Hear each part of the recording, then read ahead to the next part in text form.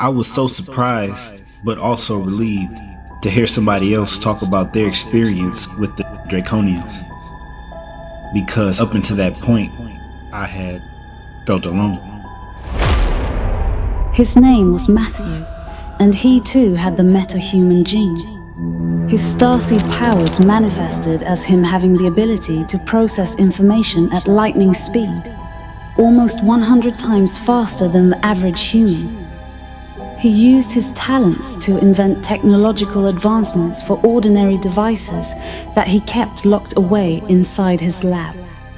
A few months prior to meeting Windstorm, he had a brief encounter with the Draconians when they attempted to capture him, but failed due to Matthew's cell phone device that he was able to weaponize. Since that day, he has been putting together an investigation with hopes of learning more about the Draconians, why they are here, and how to stop them. When he brought Windstorm into his loft, Windstorm began to explain everything, starting from the flyer all the way up into the training process. He even explained how he was allowed to go into the basement whenever he wanted to, but upstairs was strictly forbidden.